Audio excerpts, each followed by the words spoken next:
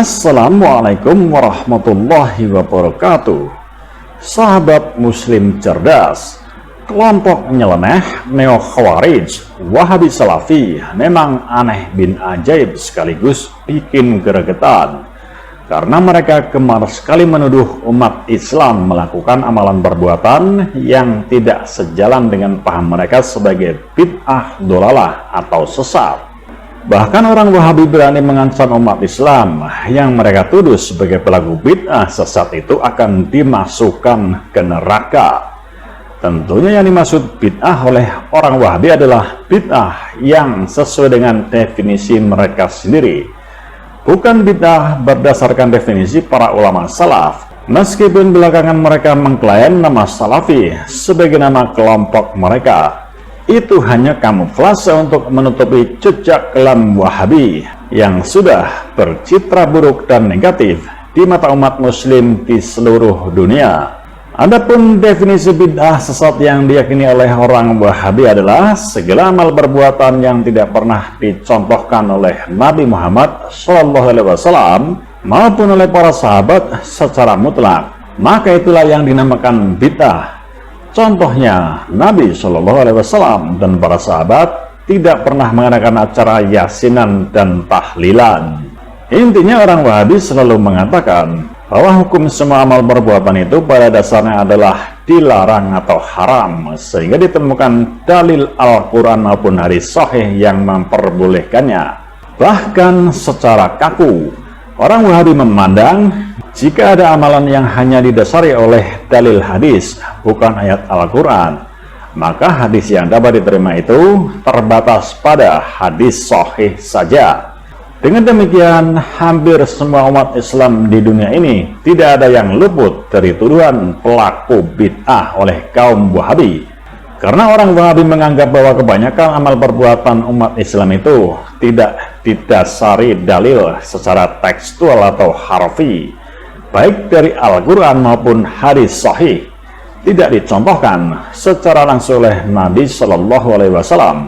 Orang Wahabi seringkali menolak dalil kontekstual atau maknawi dari Al-Quran maupun hadis jika menghukumi suatu amalan yang dilakukan oleh umat Islam. Misalnya Allah perintah, "Wahai orang-orang yang beriman, hendaklah kalian berselawat dan bersalam kepada Nabi dengan sebenar-benar salam. Innallaha wa malaikatahu yusholluna ala nabi. Ya ayyuhalladzina amanu shollu alaihi wa sallimu taslima."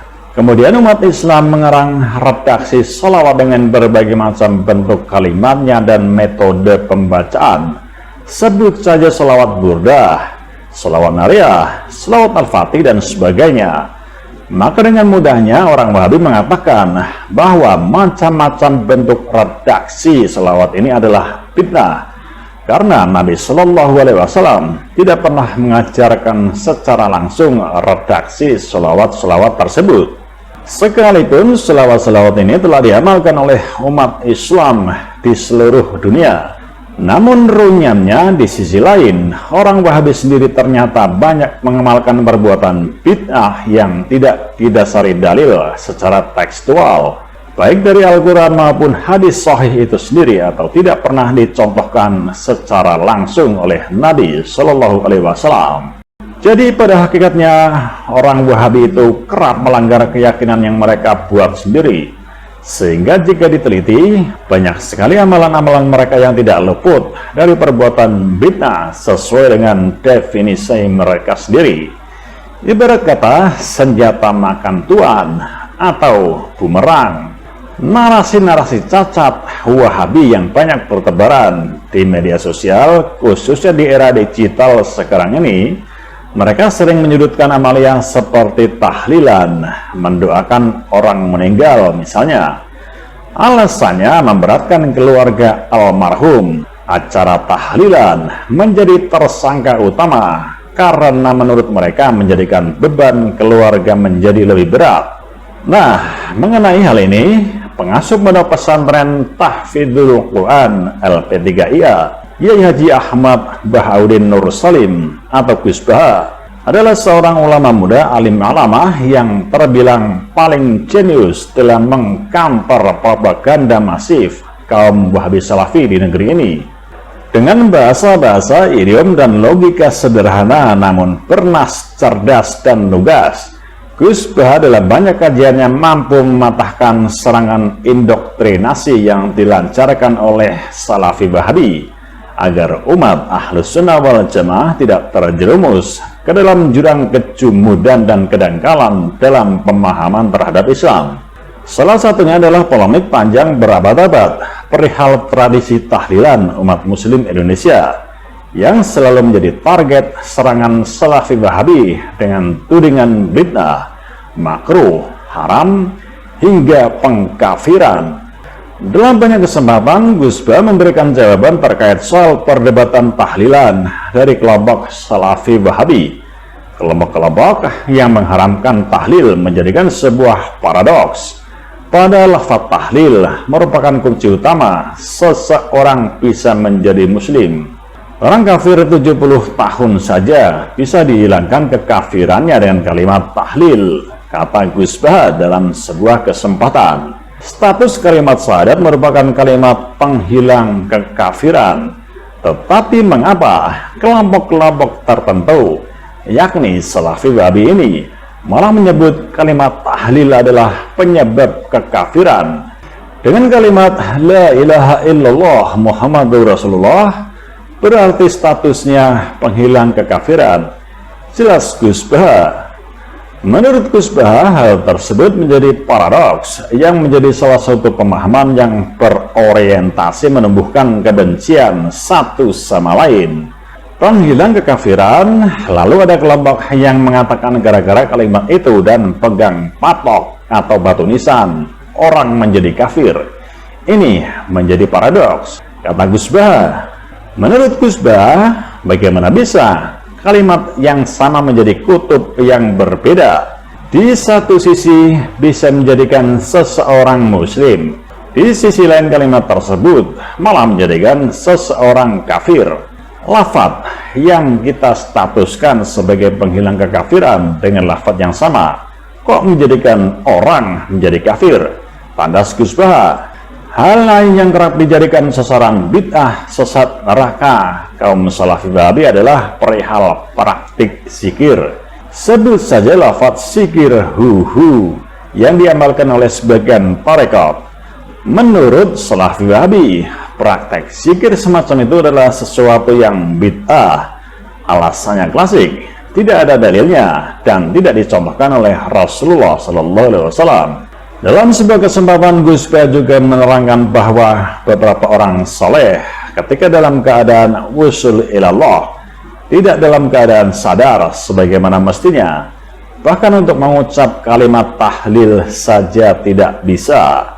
Jadi orang baik itu ketika wusul kepada Allah itu menyebut la ilaha illallah itu tidak bisa. Bisanya hanya menyebut dhamir sa'an, dhamir di awal kalimat yang tidak merujuk pada lafaz tertentu dan kesamarannya diperjelas oleh kalimat sesudahnya. Itu hu. Akhirnya banyak tarekat yang zikirnya ha-hu. Akhirnya fa'usyribat mana dhamiri sya'ni, menggantinya dengan lafaz-lafaz dhamir sya'ni. Jadi melafazkan la ilaha illallah tidak bisa, tapi hu bisa. Karena Kiai Jawa sering mencari solusi, bagaimana hukum itu dicari solusinya? Tambah Gus Baha. Sementara itu ada hadis yang menyerangkan keutamaan kalimat tahlil. Tetapi karena khawatir tidak bisa mengucapkan kalimat dengan lengkap ketika sakaratul maut, maka ini menjadi problem yang harus ditemukan solusinya oleh ulama. Padahal teks hadisnya berbunyi, man kana akhiru kalamihi la ilaha illallah dakhalal jannah. Tetapi ada kekhawatiran saat mengucap la ilaha, tiada Tuhan, malah sudah mati. Nah, lafaz la ilaha itu seperti ateis saat mengucap la ilaha mati. Kamu kan gak bisa janjian sama malaikat Israel, gak bisa whatsappan dan gak bisa kong kali kong. Pungkas Gus Baha dengan sedikit tertawa. Terakhir, Gus Bah menutup kajiannya dengan menghadirkan solusi bagi jamaah yang khawatir tidak bisa mengucapkan kalimat tahlil dengan lengkap, yaitu dengan membaca lafaz Allah, Allah, Allah. Meskipun demikian, semua itu harus diketahui dengan ilmu. Nah, daripada la ilaha itu resiko, karena takut mati saat mengucap la ilaha, maka Kiai Jawa mulai menalkin mengucapkan Allah, Allah, Allah, tetapi itu tidak mewakili la ilaha illallah. Akhirnya diambil dhamir sa'an, yakni fa'lam annahu la ilaha illallah. Itu asal usulnya. Cuma kebetulan tarekat kita tidak melalui jalur itu, jalur melalui dhamir sa'an. Tapi yang penting tadi dawuhnya Kiai Mustafa itu kita tahu secara ilmu. Tutup Gus Bah. Wabillahi taufik wal hidayah. Wassalamualaikum warahmatullahi wabarakatuh.